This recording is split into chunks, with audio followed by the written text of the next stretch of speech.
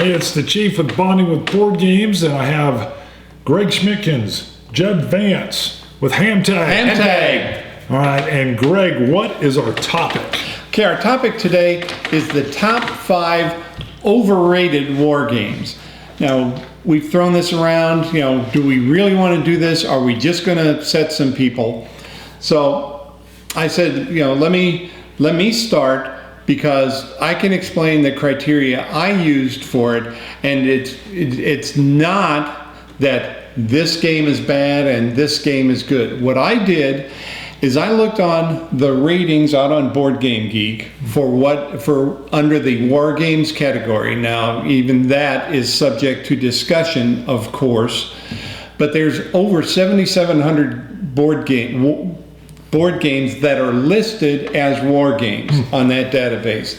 So then what I did is I went down the list and I saw a game, and then I looked at the ones above it where I thought, I think this game is better than this game, which for some reason is similar in my head. But I mean, the difference, like in some of the biggest difference I've got is 9.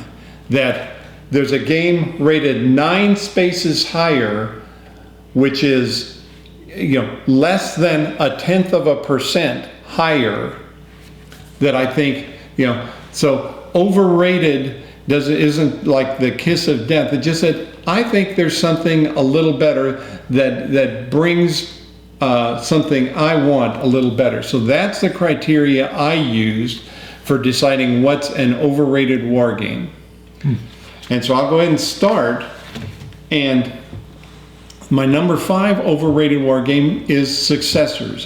It's a game by Richard Berg, John Fierer, Mark Simonich. It's rated number 61 on Board Game Geek. It's a good game. Yeah, I've played it. It's still played, not as a tournament, but still gets played a lot out at the World Board Gaming Championships.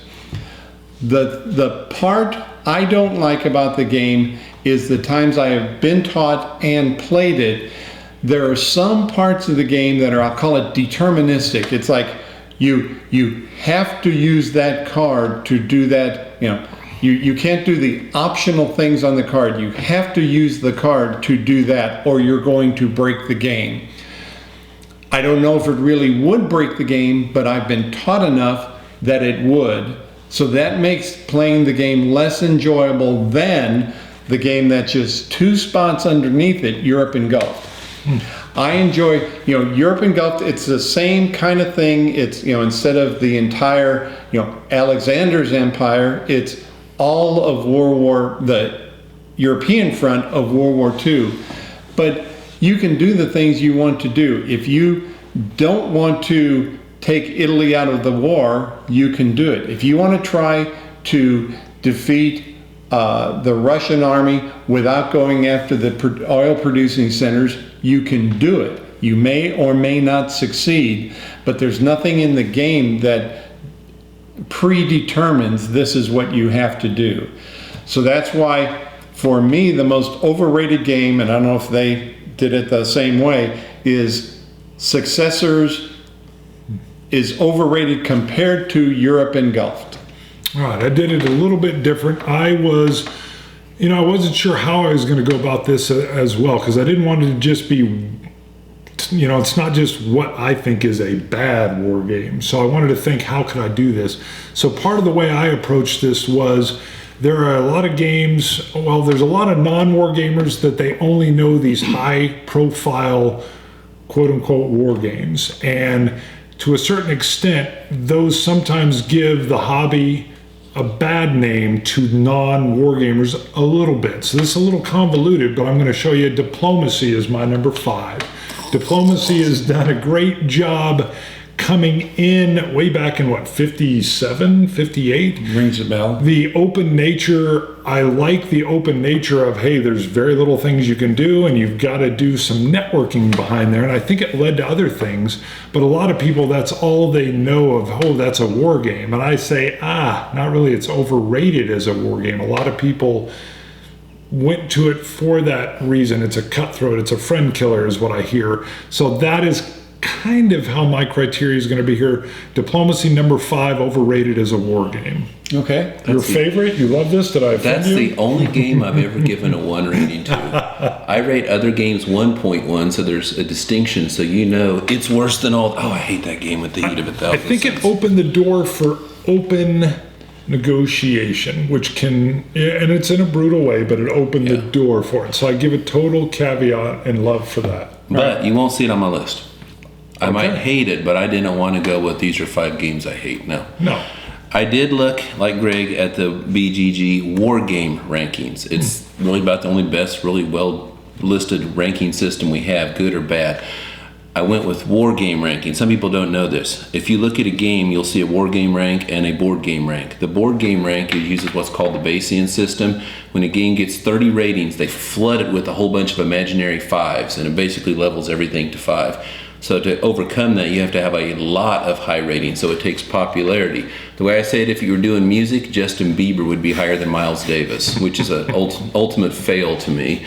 And it's basically rated on a bunch of people who never played the game. So I don't like the system. The Wargamer, since our games don't sell that many, you know, thousands pretty good sales for a game today, the Wargamers asked that they would base it purely on the actual average ranking, the average ratings, but I think you still have to hit 30. I mean, yeah, you do have to hit 30 at least to be qualified. So I looked at the ratings and kind of thought, I think that one's way too high. Doesn't mean I hate the game. Some of my own, including my number 5 game. He had like 2 shirts over it, so we couldn't see. Yeah. Ogre by Steve Jackson Games. I could have brought others. I had the little white one. I traded it away. I used to have the old red box one and didn't go with the big one. Like Did you Ogre. have the Ziploc? I did not know. I didn't own the original Meta Gaming Okay. one. My first was the black box Steve Jackson. I don't think it's a bad game. I wanted to own it if I thought it was a bad game. It's ranked 196th, and that one kind of surprised me. And I thought it's got to be because of that Kickstarter thing. It is. Then I start doing my Geek Buddy analysis, which is way better than looking through the comments. Find people that are similar to you making Geek Buddies and hit analyze, and you can see all of their stuff. I like people with good comments, even if they're not my buddies per se, just so I can get a good, well-rounded, he hates it, he likes it, and judge it. But I wasn't seeing a lot of comments about the big box thing. And I thought maybe that drove it up, but I don't think it did. Not as much as I thought, at least. And when the Kickstarter thing came out, I was telling my friend Aaron, the Ameritrash King that I play with, we was talking about it. He goes, yeah, it's $100. Then it came out, and I'll admit, man, what they gave you, wow. And then I was talking to another guy, and I said, yeah, I'm probably screwed up missing out on that. And he goes, I don't think so. I said, yeah, you know, at the end of the game, for all it is, it's still a $3 pocket game. I mean, I know they added a bunch of other stuff in Ogre and all this, but Ogre's, it's good pocket game. That's about where I leave it. I mean, there's a lot of good pocket games, Viking Gods, City States of Arcliel, stuff like that, and that's kind of where I put it. I'm not going to put it up there high. I just thought that's kind of high for what you get for Ogre, a game where everybody knows you blow the treads out. I mean, I think Astra Titanus is more interesting as far as an Ogre type game, but just an opinion. Don't think it's bad. Just think 196 is a bit too high for that, for what amounts to a pocket game. So mine, number 5, Ogre. Okay. My number 4 is Ardennes 44. It's by Tony Curtis and Mark Simonich again. It's a game on the Battle of the Bulge. Brings in, I mean, a lot of good unit differentiation. It does some interesting things with zone of control. I can't remember the term, but basically blocked zones of control. You can't slide between units. I like what it did there.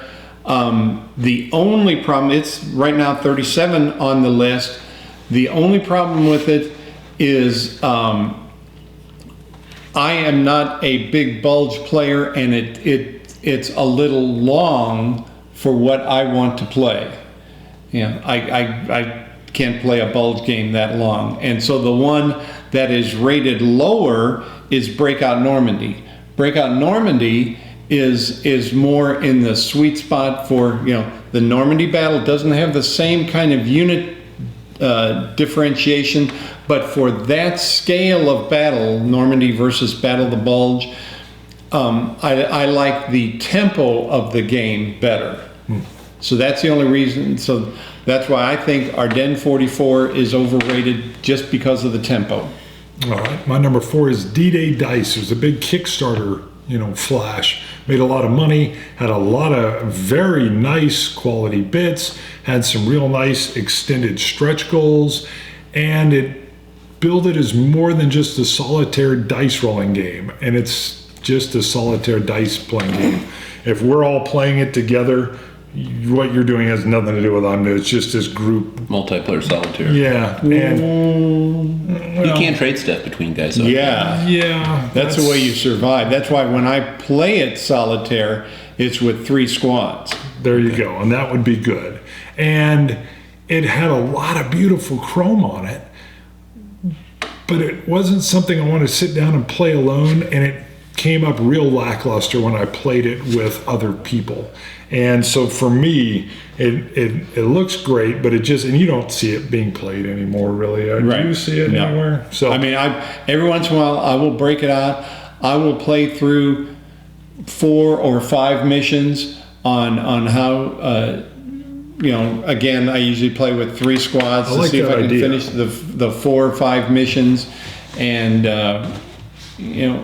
I think it's interesting that because they came out with the basic, and they've come out with 3, I think, gamettes. Atlantic Wall. But that's the only one you see anywhere is Atlantic Wall, which is where now that you can play as the Germans. Right. So it's like the attempt to make it a 2-player game didn't sell because that's what's still on the shelves. So that's not what people are interested in. So it could be, you probably didn't see, to go back to your games, you probably didn't see B-17 being played or Ambush being played because it was just being played solitaire. Right. I don't know. To me, I can still get into I need to, the chaplain needs to do something here, and I need the flamethrower over there. I can still get into that, but it's not a go-to game. Gotcha. Okay. My number 4, and take it all with a grain of salt, is No Retreat, The Russian Front. It's ranked 26th on the Geek. The reason I think it's overrated, I think there are a whole lot more Russian Front games covering the same scope that are a lot better, that are below it. East Front, the Holdfast. I could keep going, but it's just a personal thing. Some people love it. I got it because I kept seeing so much good hype about it. Now I warn everybody out there, hear me and hear me well on this. I see these guys on the Geek that would get on and say, "Hey, I've played Ticket to Ride my whole life. I'd like to play a war game. What do you suggest?"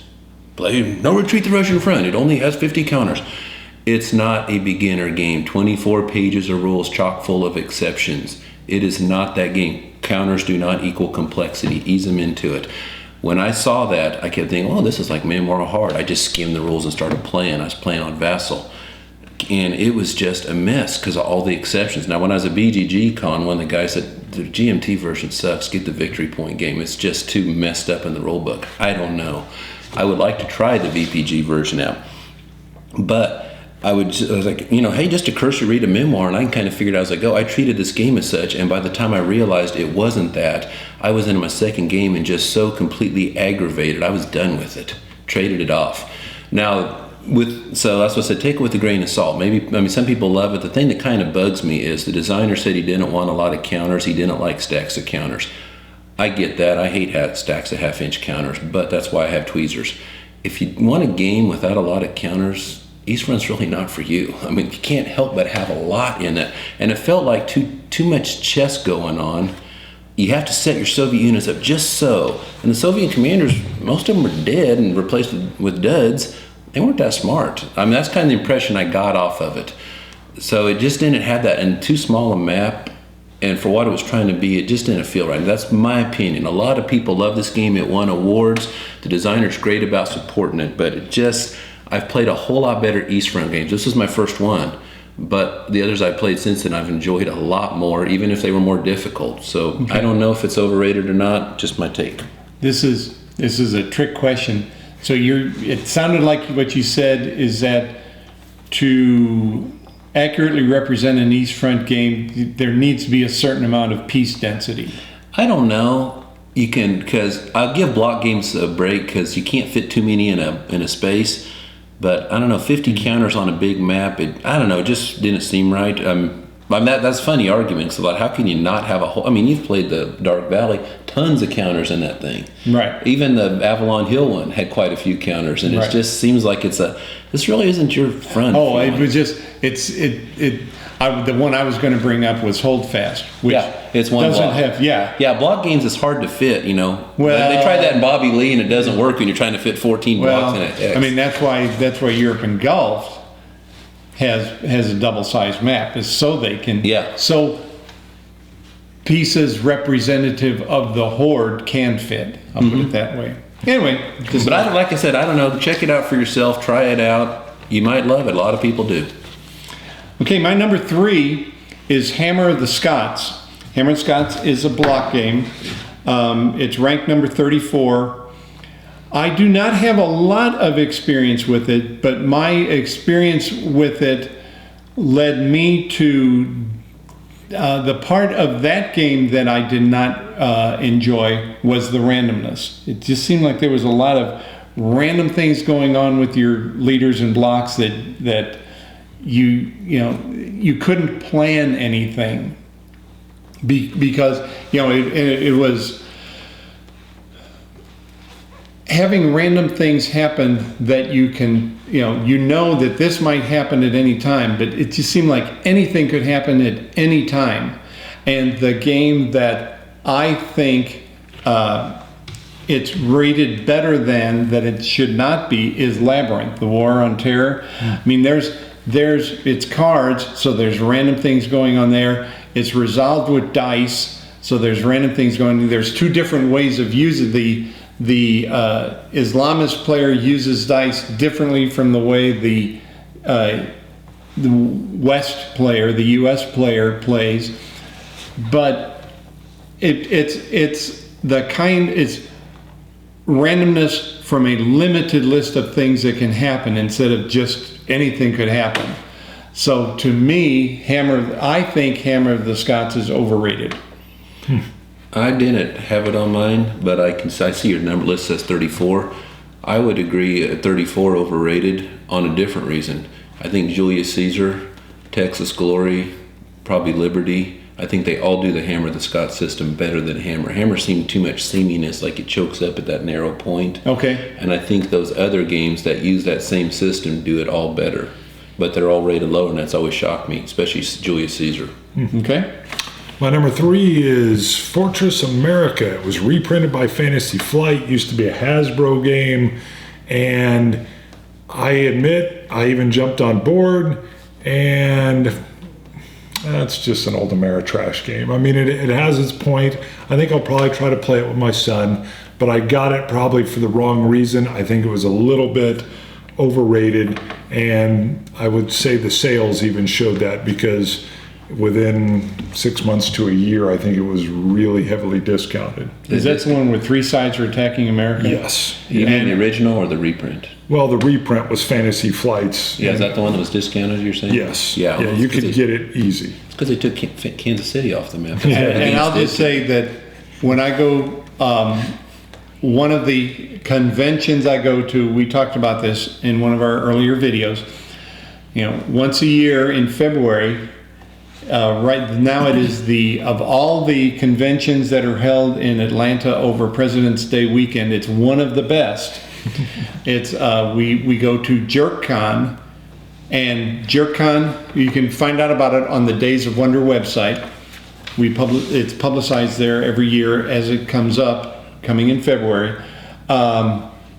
There's a game of Fortress America played there every year. Mm-hmm. So there are some people who like it a lot, but I don't know if there weren't enough that like it to make it a profitable business venture. It feels very much like Red Dawn to me. Red Dawn, the movie that came out when I was in high school in '84. Patrick Swayze, to this day, Charlie every once Sheen. in a while, yes. Jennifer Everybody, Grey. it's just a host of stars that came out. Every once in a while, I want to go watch that. And if I go watch that with the guy that plays Thor now, who's the new one, Chris Hemsworth. Yeah, and I'm like, that sucks. Yeah, I know, and it feels almost the same to me. So I don't know.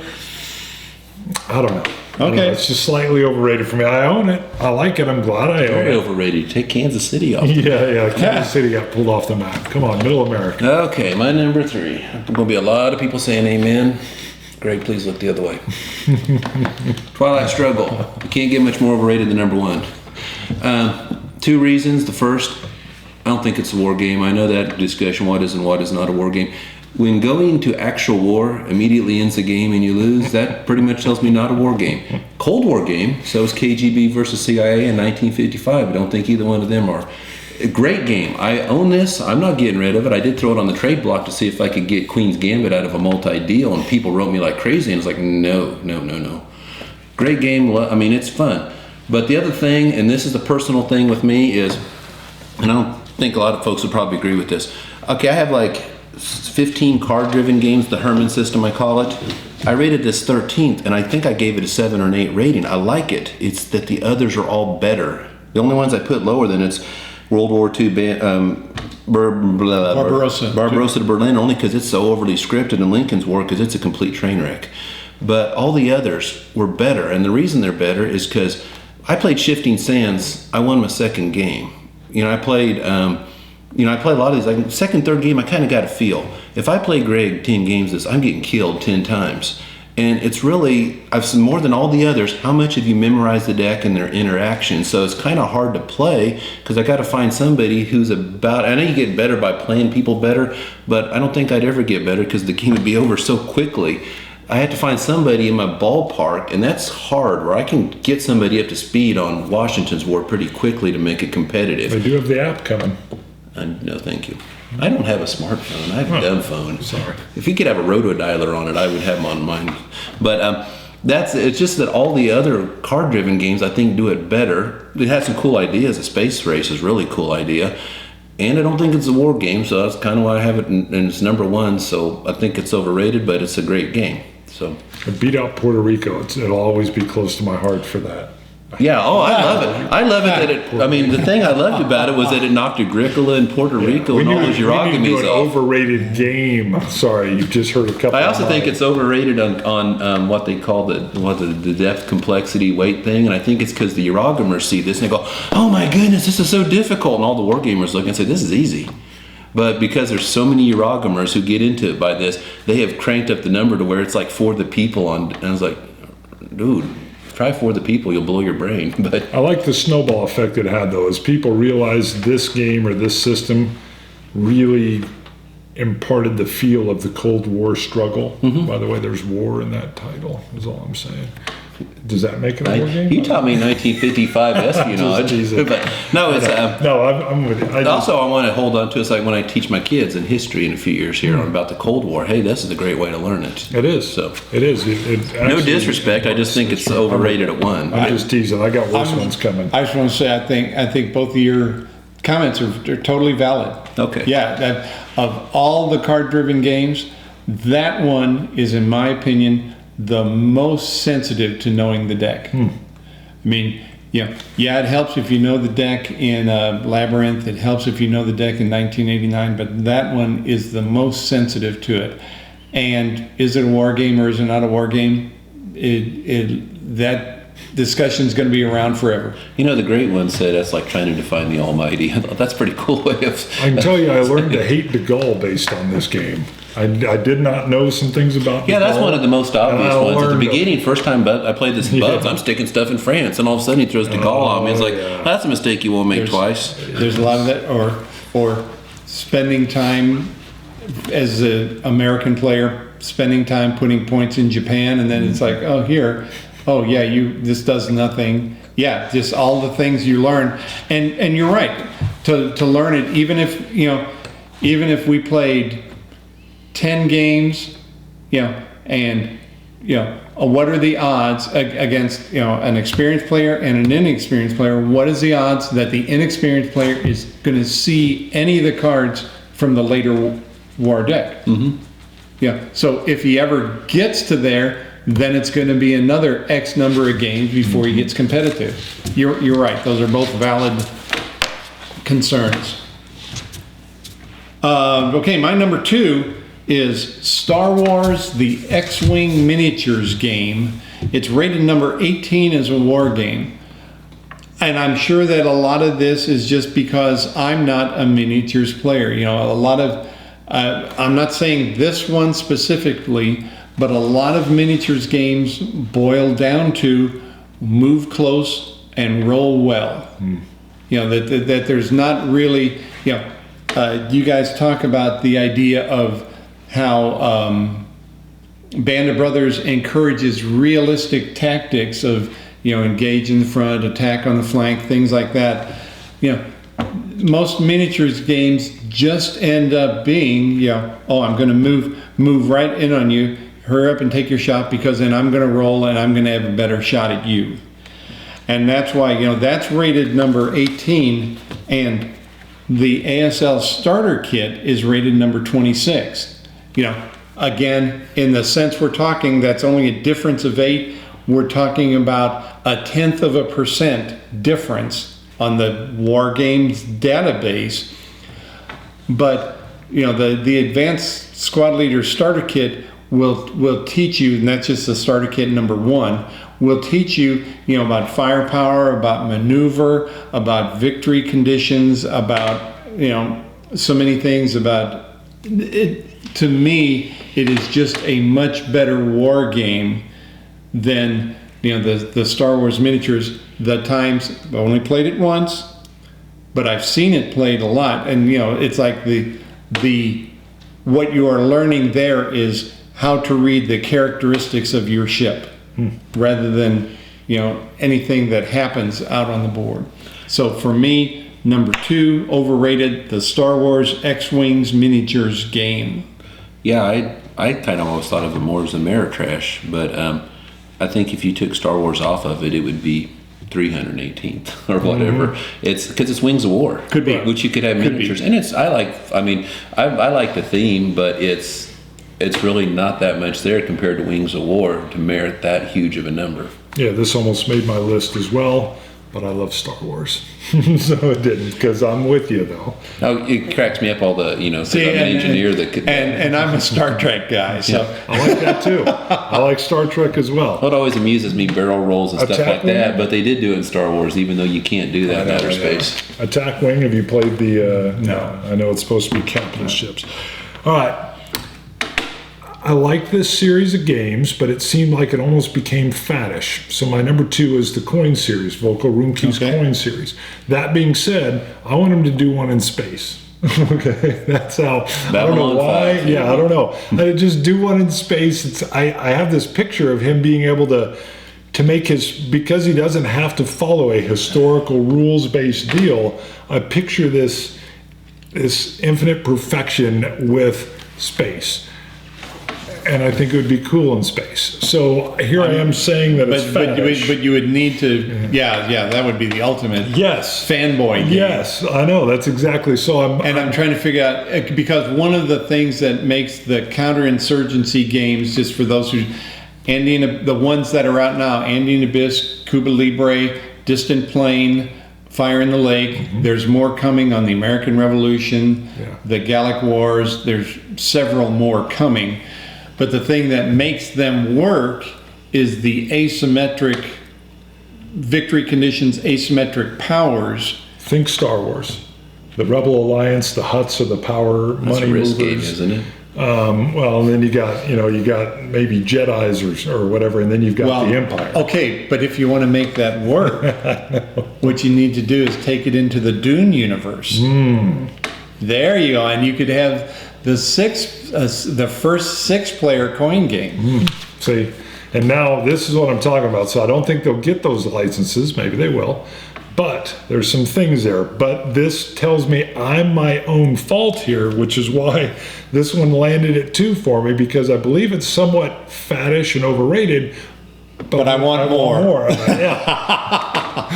So, because some of them are hit or miss with me, and sometimes on a 4-person, I do feel like I'm just kind of and I'm not getting as much playtime. But then I want to see what the next one is. Well, I was just afraid that you were going to come up with a coin game based on the Grammys, and it would be the Justin Bieber and Lady Gaga and. Oh, fine. That's coming.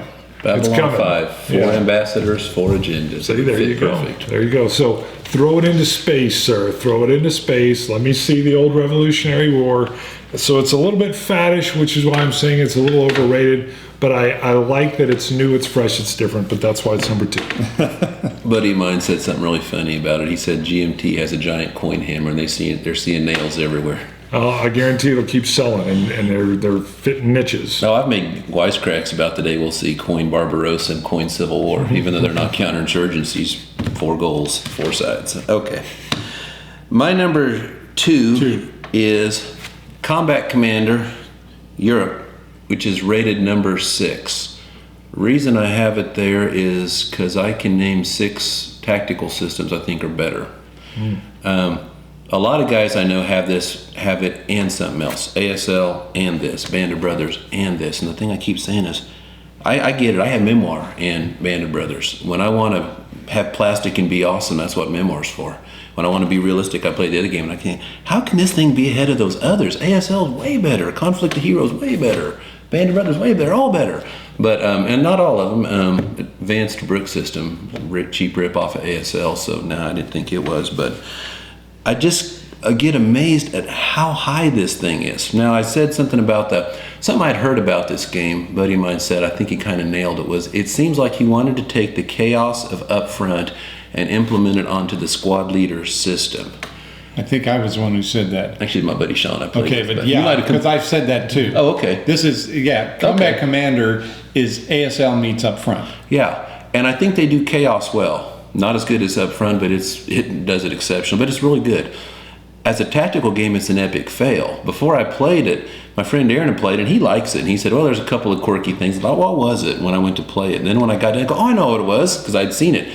The guy waltzes right up to you, don't have the fire card. And then at the end of the game, I got a bunch of fire cards, and I start firing bullets at nobody to try to end the game. My joke is you shoot bullets at the sun, because the sun's scared of him, and it'll go down real quick. And what kills me is it's a game. It's like Memoir, plastic. Just enjoy it, run with it. But man, those Combat Commander guys will get on there and tell me, oh no, this is realistic. And one guy went so far as to tell me, time is not a constant in this game. That turn could be a month, it could be a week. And I said, okay, well, if I can cover the board in a couple of seconds or a couple of months, why is the distance of the weapons all the same? The time-space continuum is not violated. But they just bend over backwards and say, please take my game serious. Like, it's not that, have fun with it, but the reason it doesn't work with me is because I'm into the tactical part of it. And I just see tactical fail all over it. And with all the other systems, I think they're all better. I wouldn't have a problem if this thing was lower, but 6, wow, that's huge. And I mean, I'd much rather all of us have a different tactical system. I'd play any of them over it. And it's not a dislike, it's just I don't really why, but people love it. I don't get it. But that's my number 2, Combat Commander Europe. So you think it should be 10? Yeah. Well, It's interesting because my number 1 game was also a Combat Commander game. But it's for a different reason, because when I looked at the list, Combat Commander Pacific was number 3 and Combat Commander Europe was number 6. And I think that Combat Commander Pacific is overrated compared to the Europe game, because I think with the reason why I think it's overrated is, or it's twofold. Number 1, because most of the time people will be playing Combat Commander Pacific as an expansion of what they've already got, but on its own, you don't have. I mean, in Combat Commander Europe, you've got the Germans, the Americans, the Russians, all do things different, all have significantly different ways of doing things. But in the Pacific game, you don't have that kind of national variability. The other thing, so you're more limited, as a standalone game, you're more limited with what you can do. The second thing that, and I know there's pros and cons both ways, but the second thing that I don't like in Combat Commander Pacific is the way it handles things like weapon malfunction. In Combat Commander Europe, in Upfront, if we want to go back to that, in ASL, if we want to go back to that, I don't know about all of the other tactical systems, but weapon breakdown happens, but it's a random thing. In Combat Commander Pacific, it's, oh, I got this card, I can break your machine gun. I understand having a card to fix your machine gun, but I don't like the mechanic for I have a card to break your machine gun. And so for those two things, limited nationalities and the way it handles weapon breakdown, I think Combat Commander Pacific is overrated compared to Combat Commander Europe. Now, there it's only 3 spaces. So you're talking about 0.5%. So it's still what a lot of people call a good game. And, you know, these guys still have their number 1. But I just want to say, you know, this list of overrated games, Successors, Ardennes 44, Hammer the Scots, X-Wing, Combat Commander Pacific, I'll play any of them any day of the week. You know, I enjoy all of them. So it's just a comparison, not a standalone, this is a bad game rating. With that said, Here. Something else on that. I've seen this effect happen, and it has as much to do with the BGG system. To people like me, I think I rated Europe a 5. And people like me who wouldn't like it or who bought it, they trade it and they're done with it. Where the people who liked Europe moved on to Pacific, so Pacific doesn't have as many of those negative ratings pulling it down, so it ends up higher. People who've seen it already done with it, so those who keep going. could be. I wouldn't be surprised. I'd look and see if Ghost Panzer was higher than Band of Brothers, and I've seen second editions like War of the Ring is higher than the first, because those who didn't like it are done, and you don't pull as many new people Okay. in. But I don't know. I've seen it happen. Yeah. Here, I concur completely on any of these games I mentioned. Although diplomacy, I don't know if I'll I'd play go it. back to. I like, yeah. I like With the right, I mean, you need the players. Yes. That you need enough players, and you need players who at least understand the mechanic. Not that you have to be a good negotiator, but the whole idea of how you do the support and everything. Yeah, I'll give you that. So even diplomacy wouldn't be off the list. But my number 1 is ASL.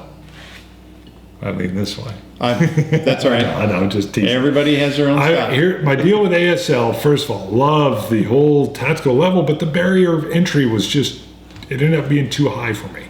My goal when I actually started to get back into wargaming, before I even found, the whole reason I found these new Euro games in 06 was I found BGG by accident, Board Game Geek, when I was looking up some of my old games because I was thinking of selling them that I'd held on forever. Thank God I didn't. And I actually started acquiring some ASL in hopes that maybe now that I'm older and I'm not in high school anymore, I'll be able to handle these games. And I even found that the Wichita guys used to meet at Seneca Bowl and had a group. And then I found out that group was defunct, but that's how I find Boomer. And it was just, I purchased several. I have the big manual, and I kind of started reading it. I realized I'm going to have to make this a way of life. This is before the starter kits. Now I'm just reacting to because for most people, way of life is, and that's the only thing I do, and Right. it ain't necessarily so. That was my fear of going in. Correct. And that's where I even thought if I'd met you, I think my things would have changed. And then as I actually got into the gaming world, I found these other lower barrier of entries that fed those things, and it just set itself aside for me. And so that's the only reason why it's number 1 on overrated is really the barrier to entry. Absolutely. I liked it. I bugged Greg to play me again, but I don't have to buy it because he has it. I'll just say, this past summer, I mentioned that I went to some ASL conventions this year.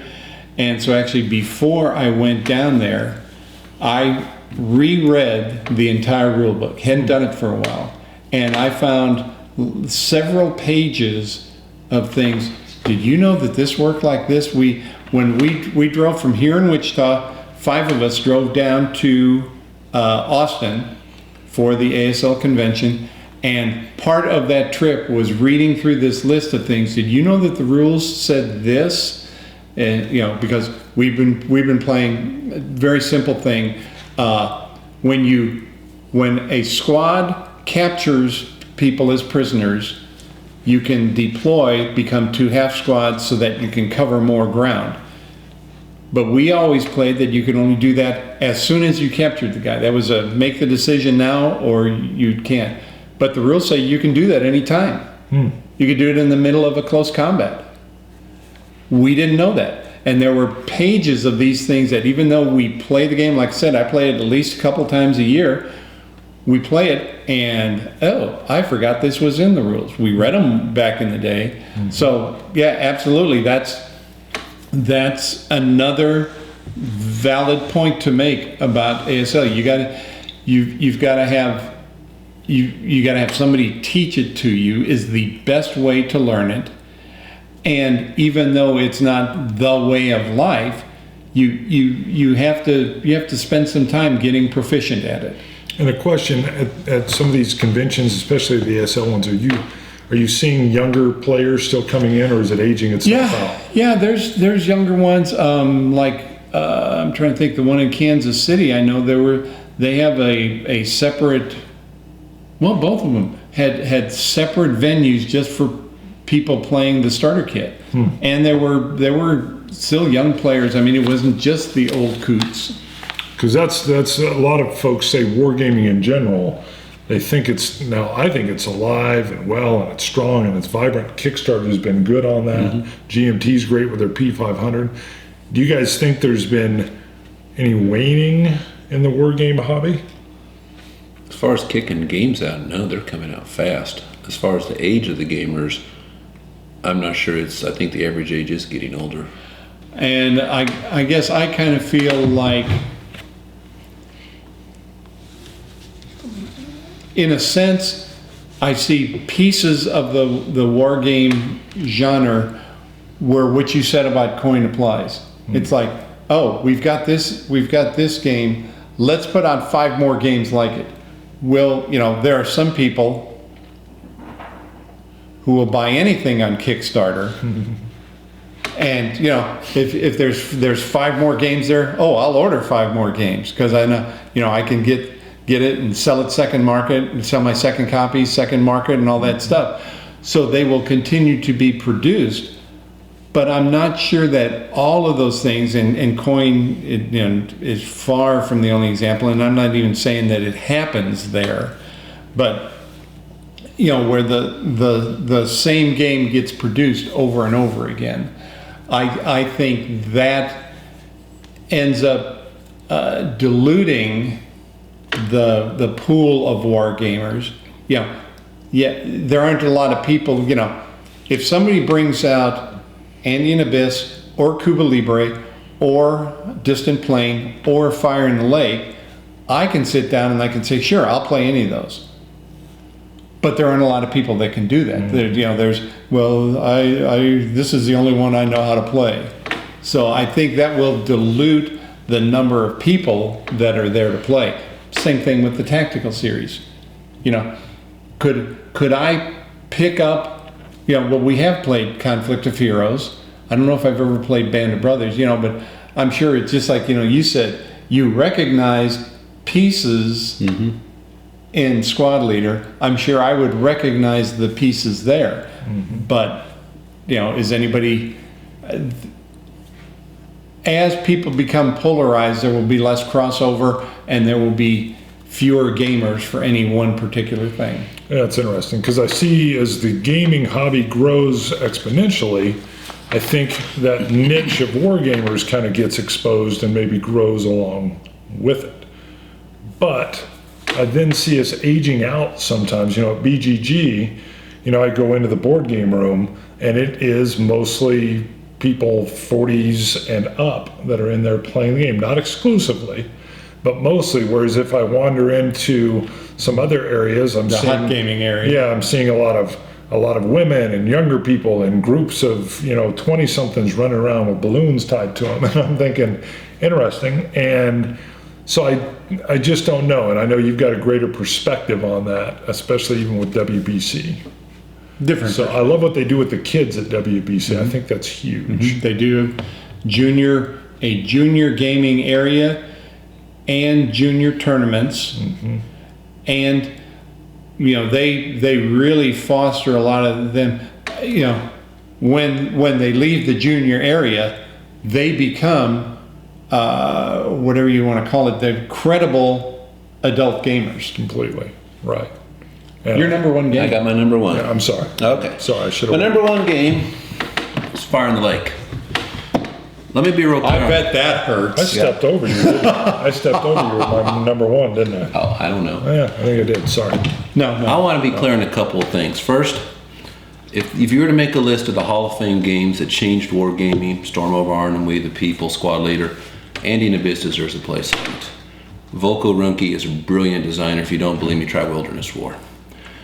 That said, I do not like coin. I do not like it in Vietnam. I do not like it in Afghanistan. I do not like it Sam I Am.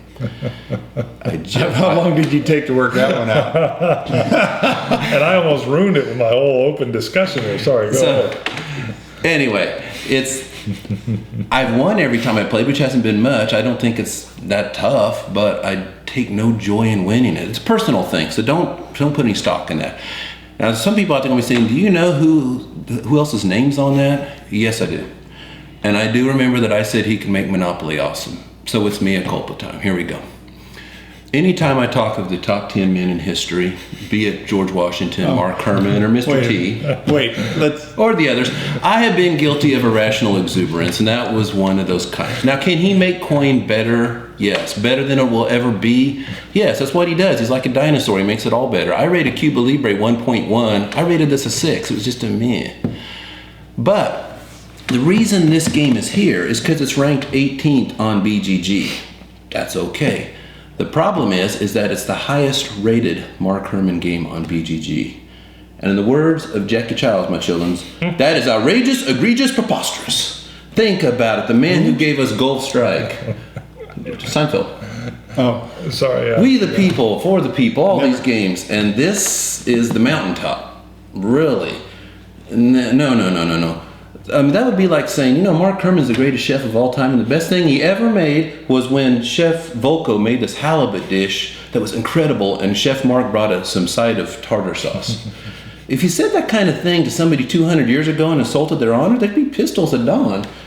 So no, if this is your only exposure to Mark Herman game, stop the video and go get you one. You'll see all the other stuff I said about him is spot on. So that is my number one. It's not. I don't have a problem with it being 18th so long as the 17 games ahead of it are Mark Herman games.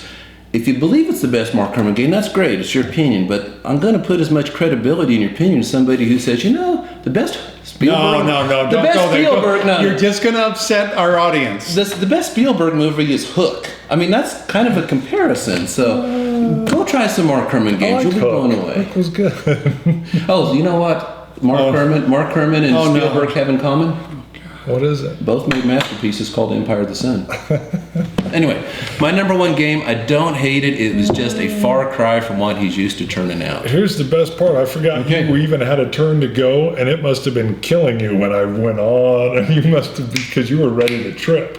But it pains me. I've tried so hard to love this game, and I just one thing I will say is that game is probably a result of the effect you said. It's, people probably won't get that as their first coin game, and the ratings are because of people that have played and enjoyed the other coin games. When you combine loyalty to the coin series with what is admitted, you got to admit it's an interesting topic. Mm-hmm. It's going to have more higher ratings. Number one for Mark Herman. Yeah, I wasn't aware of that. Another thing, I find myself in a lot of this video saying, yeah, that's a valid point, and I think I'd kind of have to agree. Yeah, if you argue which of his others, you're splitting hairs. For the people, it's all awesome, but this is way behind the rest. But I thought about that. I did check the comments, and there were a lot of people that were getting this game strictly because of his name, or, hey, this is a rock star, like rock stars getting together, super band. And, so some people did get in it for the first time. That's you. Okay. Yeah, it was, after I played Cuba Libre, I wish I had I didn't even know you owned it. Yeah. So okay, it's been fun. This is great ending topic. And let us know if you've got anything that you think is overrated, even overrated compared to the things we like. Yes. Attack us. Anything out there better than B-17? What do you think? Put your topics in there. And yes, it's a game. It is a game. And also, not only get in the comments, thumb us down if you hate it. There's some of those out there as well. But please subscribe. Bonding with Board Games. See you guys later. We're out of here.